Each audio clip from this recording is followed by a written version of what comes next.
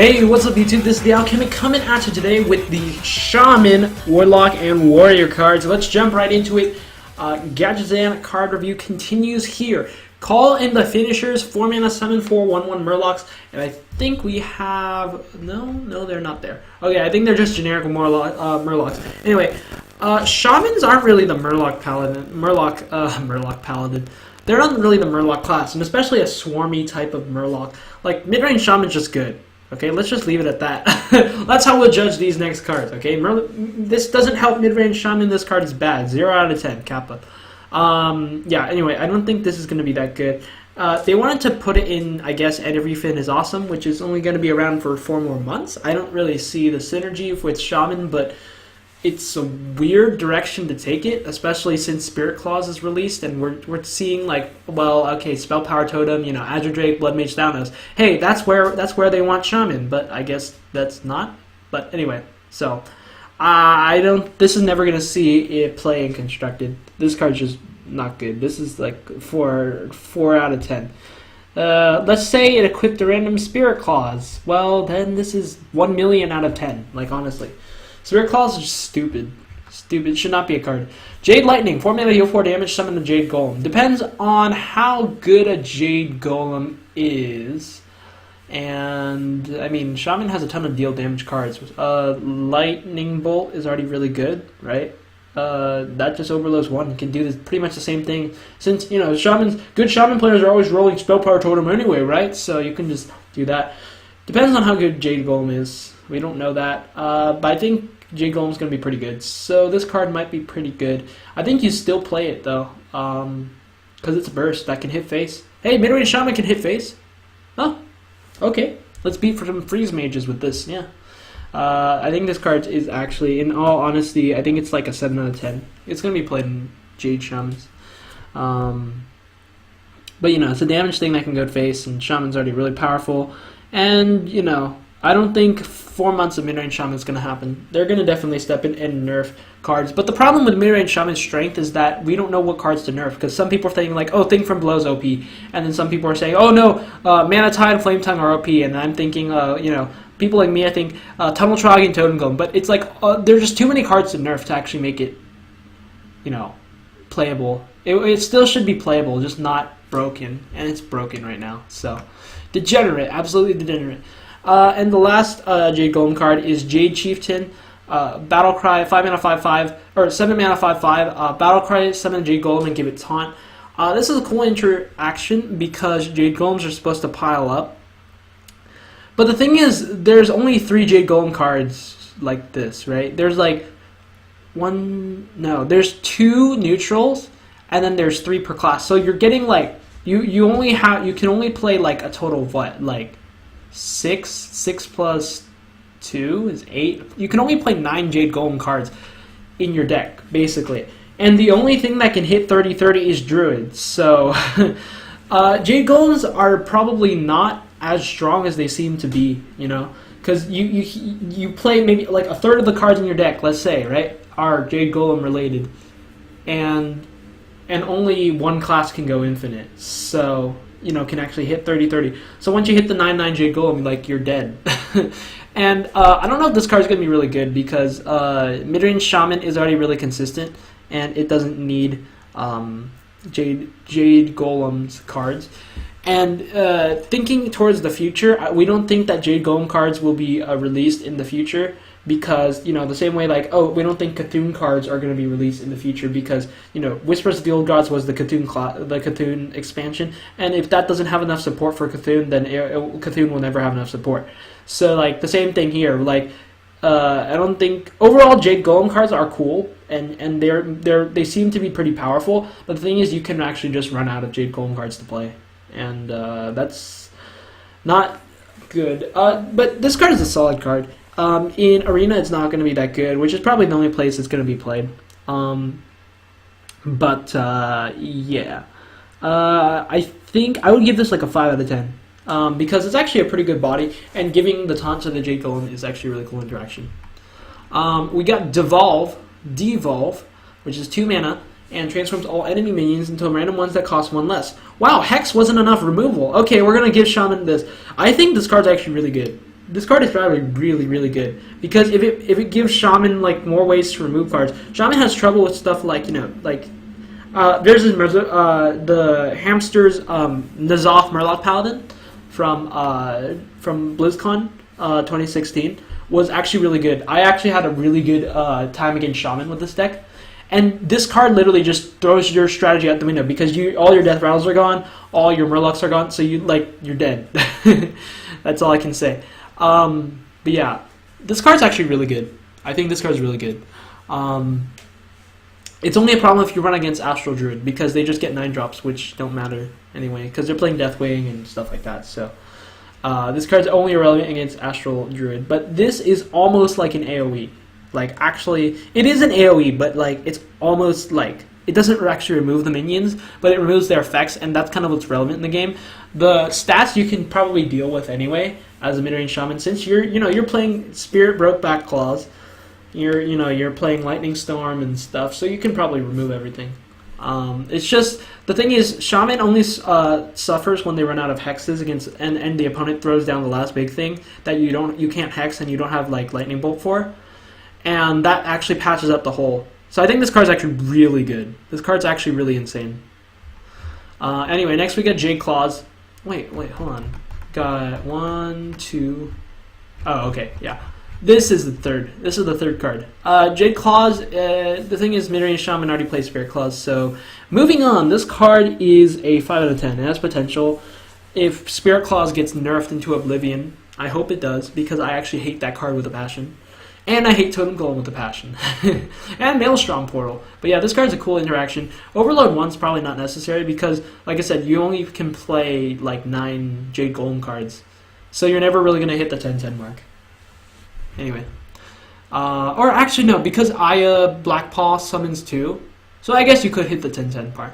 4 mana, 3/6 Jinyu Water Speaker. Battlecry restore 6 health, overload 1. Hey, this has synergy because this is actually just like a heal bot, basically. It's better than Healing Wave because it has a body, even though it restores less health. Yeah, at least throw something onto the board because that's what cards are really good for. It doesn't matter how much you heal for, but if you throw like a body onto the board, it's actually really good. But hey, you know what you can do? You can play your Flame Wraith Faceless. And then you can trade into something, and then you can play this guy and heal it. That's pretty cool. I don't know what mana you're at. I don't know if Overload 1 was actually necessary, though. But I guess it would be broken if it was just Restore 6 health, because that's actually crazy. And Priest is supposed to be the healing class, so this card's actually really good. Now, like, overall, as a card, it's solid. Now, whether or not it will be played in Shaman is debatable, depending on the meta. So... There's a lot of depending on the metas. Finders Keepers. 1 mana, discover a card with Overload 1. This card can discover itself, so you have infinite. But you have no reward to do so, because Shamans don't play Yogg. You can discover a 4 mana 7/7 with this, I guess. That's about it. I mean, Lightning Bolt, Lava Burst is also possible, so that's cool. But I think Druid's like Raven Idol is just the best 1 mana discover card in the game. Because it actually can discover nearly anything. The only thing you're limited is by class cards, literally, and uncollectible cards. But Finders Keepers, I would give 6 out of 10, and it does have potential to be played. It's like a pretty close second to Raven Idol.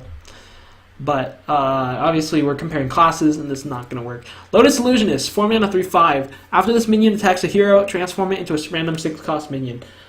This is another attempt at going for stats, and I don't think this is going to be good. Because it's like a Senjin, and Senjin isn't played, so... I guess that goes without saying. The effect is way too conditional. But getting a 6-cost minion is pretty good. Let's say you get maybe like a 5/5. That's not bad at all. But this card, I would say, is... it's not very strong. It just doesn't offer a very strong body. Let me see. I would say maybe this is like a 3 out of 10. Oh, it's not that bad. It's like a 4 out of 10. Yeah, for sure. Yeah. Alright, moving on. We got White Eyes, which is the Shaman Legendary. It has Taunt and Death Rattle Shuffle the Storm Guardian into your deck. And what is the Storm Guardian, you ask? Well, that's a 5 mana 10/10 with Taunt. So he basically evolves. He becomes he doubles up. That's what he does. It's very cool. I think mid-range Shaman will actually play this because, I mean, like, sure, you know, they're not playing a 4-mana 7/7. People are like, oh man, like, Shamans are so strong. They're not even playing 4-mana 7/7. And I think they can play this because 5-mana 10/10 is pretty relevant. And Shaman has a lot of trouble with, like, Shaman throwing out like big things can actually beat their worst matchup, which is Freeze Mage. I think Freeze Mage is the worst matchup. So like throwing out like 4-mana 7/7, it actually wins you the game. But this might be too slow for that to work. But it is a taunt. You know, you're already playing 0-mana 5/5 taunts, so like it's probably like you don't get punished for playing this card, and you get rewarded pretty heavily if you draw it. I mean, the cost doesn't actually matter because once you hit like 10 mana and you're top decking cards, you're pretty much in trouble, but you can say it's more like a 10-10 taunt, 10-mana 10/10 with taunt. I don't think 5 cost really matters. But this card's really cool, and I think it will definitely see play 9 out of 10. But yeah, that's late game. That's what you call late game. Anyway, we got moving on into the Warlock cards. We got the 4-mana Blast Crystal Potion. Destroy one of your minions. Destroy a minion and one of your mana crystals. Well, the thing is, Felguard is bad, so this card's bad. This is also a nerf to the Cabal card that we'll be reviewing later. But I don't think this is going to be seeing play because Soulfire is just better. And Zoo is really good. This is a 1 out of 10. Yeah. You can't afford to lose tempo by destroying your mana crystals. Crystal Weaver. 4-mana 5/4, which is a solid body, but it gives your demons +1/+1. Could be seen in Zoo Warlock, because they play a lot of demons, low 1-mana cost demons. But the thing is, it doesn't offer any reward to the Zoo gameplay, which is put sticky things on the board and trade up. I mean, it does give the trade up idea, but the thing is, like a 5/4 for 4 mana, it doesn't. It's much less flexible because Zoo wants to be like just basically capping out at Doomguard, which can charge and hit the face, and Defender of Argus actually makes things have taunt. So I don't think this is going to be played in Zoo. But I think it's an attempt to help buff Zoo a little bit. But Zoo's already like really strong. It comes really close second to Freeze Mage. But I think it'll still be pretty good. But yeah, I would still give it a 3 out of 10. Like, just pushing the Demon Surgery, I don't understand. Abyssal Enforcer, 7-mana 6/6, Battlecry, Hellfire the board. This card's really good. This card is insane because, especially in Arena, I think this card's really good because it's AoE and a big thing all together, and that's what you want in Arena. The problem is Hellfire is really good because you can play Under and 4 and just punish aggro decks, and this doesn't do that. And Warlock doesn't have Innervate. In fact, they have reverse things. They give opponents mana crystals. They destroy their own mana crystals. Like, why would you do that? But yeah, this is... I would say it's pretty good. It's really good. Reno Lock's definitely going to want this. And Arena Warlock's also going to really want this. This card's really good. I give it like 9 out of 10, basically. Well, more like maybe like 7, 8 out of 10. We got Blood Fury Potion. It's a 3-mana spell that casts Blessing of Might, and if you're casting Blessing of Might on a demon, you can also give it that much health. This card's bad. Moving on. Let's give it like 2 out of 10. Okay, no. Sea Devil's Stinger. 4-mana 4/2. Battlecry the next Murloc. You play this turn, cost health instead of mana. Which means you basically, if you're playing like a Bluegill Warrior, you take 2 damage and then summon a 2 damage charge into the face. This card's really cool, but the thing is, they're pushing Murloc synergy in too many different decks. They need them all in like one deck, and then like they can make that deck like degenerate. That's what they need to make Murlocs good. But otherwise, I think this card could see some play in like a Zoo type of deck, but I don't know. 6 out of 10 has potential. It might be pretty good. Bellflower Potion. This is the card I'm looking forward to. It's basically Dragonfire Potion, but it hits your face too, and the opponent's face. So it is, I guess, Warlock Burst if you want to go there. The problem is you're hurting yourself too much. Your life tap, hero power already hurts yourself. This hurts yourself. Being a control Warlock hurts you because you just lose the early game if you don't have enough. And I think Control Warlock is going to be really cool, but the thing is, it just loses the early game because Totem Golem exists. I think that's enough. That's enough excuses. But this card's actually really good. Just like I said, it needs reliable healing, and it's probably never going to get that, actually, to be honest. I think based on... I read some Reddit posts, and they're saying Warlock is unlikely to receive some other healing. But this card is really cool, and it's a rare, so it's actually really good in Arena, because you can draft it. Unlicensed Apothecary, 3 mana 5/5. Whenever you summon a minion, deal hive damage to your hero. This could be... People are thinking this card could be played in, like, Zoo. No, not Zoo. Reno Lock, because it beats Totem Golem. It kills Totem Golem and it kills other things, so it's a 2-for-1. And you can just kind of trade it off if your opponent like bumps a minion into it, or you can kill 0 mana 5/5. Hey, that's great. I think I'm pretty optimistic about this card. I originally thought it was pretty bad, but I mean, it's the thing is you can't give up too much life. And if this is sort of like those what's it called, the Vendrico Mercenary, you want it to bump into one of their this is a low cost minion that you basically want to run into your opponent's big thing, and then play all your minions afterwards. It's very similar. This card could be really good in Arena. I think you can probably afford to take 5 damage even if you're playing a 3 mana 5/5 in Arena. So pretty good. Cabal Trafficker, 6 mana 6/6. At the end of your turn, add a random demon to your hand. A lot of the demons just cost less, cost too little for it to be relevant. You want to add like Mal'Ganis to your hand, really, and then have Void Callers. I miss those days though. This card's really bad. 6 mana 6/6 is irrelevant. This card probably never see play. I would say 2 out of 10. So anyway, we got the Warlock Legendary, which has been hyped up on Reddit, especially. And we got Cruelty Unleashed, 9 mana 7/9. If your deck has no duplicates, summon all demons from your hand. So it's basically a Battlecry version of like Deathwing Dragonlord, and that's a really fun interaction to see. Maybe I'm kind of excited to see how this will work. But the thing is, you just life tap to draw cards. You don't use the demon synergies like adding minions to your hand, blah blah blah. Sense demons. I don't think Sense demons probably not going to be played because, well, I mean maybe it could. But the thing is, this deck needs another Mal'Ganis, because Mal'Ganis buffs all Murlocs, demons. I mean, like Lord Jaraxxus is cool and all, and you can Defender of Argus to get like 5/6 for 1. That's really cool. But I don't know, because this is like playing a bunch of minions in one turn, so it's like a N'Zoth in a way. But the thing is, the resources come from your hand rather than the rest of the game. But definitely cool art. I really like the art here. I think it's gonna be all right. But I'm excited to kind of see this card. I don't know if it's something I would like willingly craft, but I would say like maybe a 7 out of 10. This card's really cool. And we got warrior cards finally. We got I Know a Guy.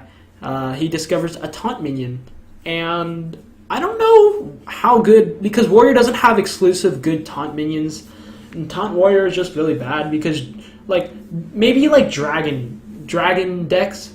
But the thing is, like, even Twilight Guardian doesn't even have taunt itself. It has taunt in its ability.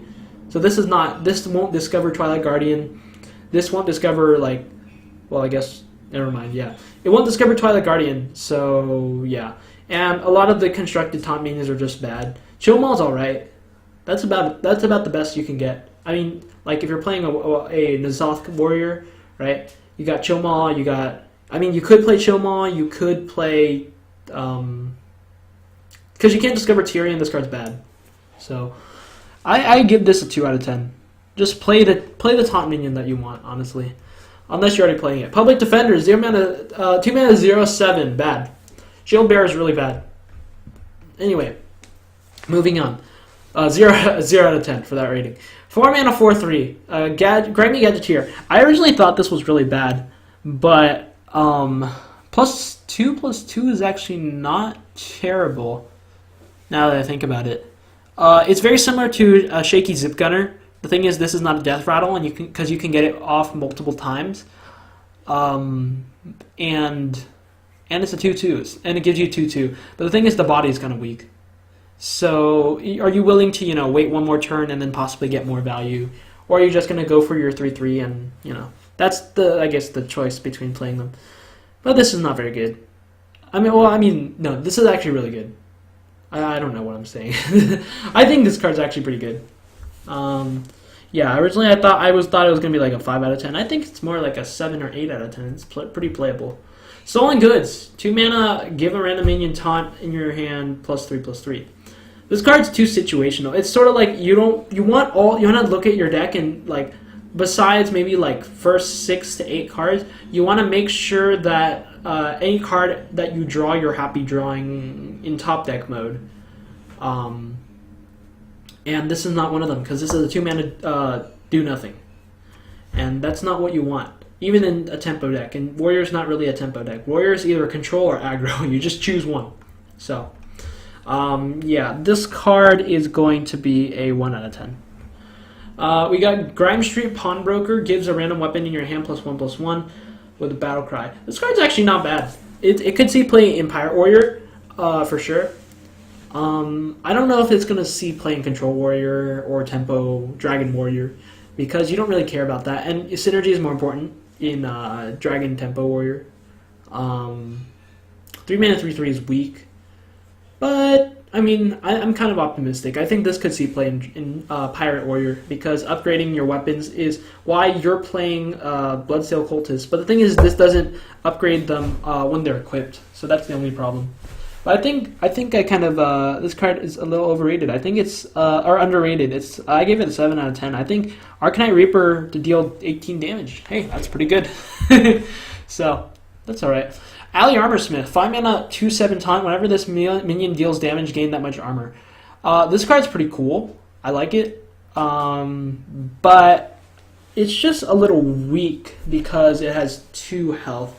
Or 2 attack. Now, if Warrior becomes really strong at buffing, sure, maybe this card might see play, but I don't know, honestly.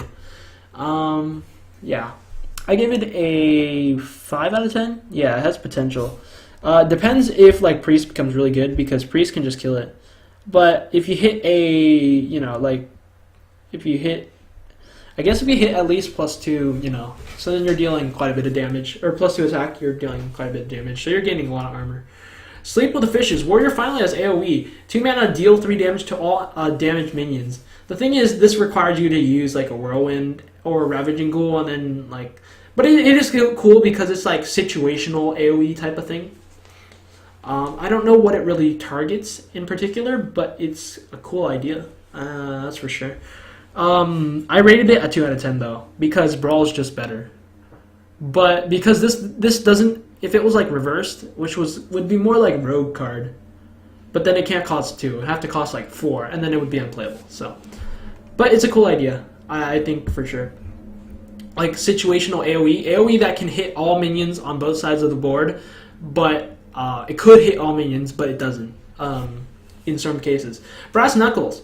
4 mana, 2/3 weapon. After your hero attacks, give a random minion in your hand +1/+1.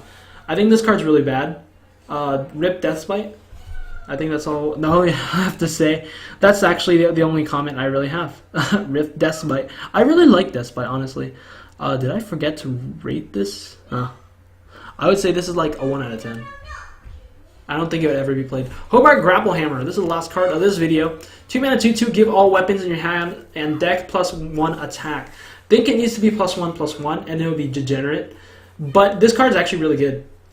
It's actually very strong, and people don't really see that. But it is pretty good. You thought Fiery War Axe was fair. 2 mana Fireball. How about a 2 mana deal 8 damage? It's like 2 eviscerates in 1. Wow. That's amazing. I really like this card. It has potential though. I gave it a 7 out of 10. Anyway, that's it for the class cards. We got through all the class cards, man. A lot of talking. Anyway, thank you guys so much for watching. Be sure to check out the next video of you neutrals, and listen to my comments. I hear there's a ton of really cool cards, and I've seen them before, but I'm really excited for those because there's a ton of things that I really want to try out next expansion. I finally have the goal to do so, so I'm really excited. Thank you guys so much for watching. Be sure to like, comment, and subscribe, and I will see you in the next video.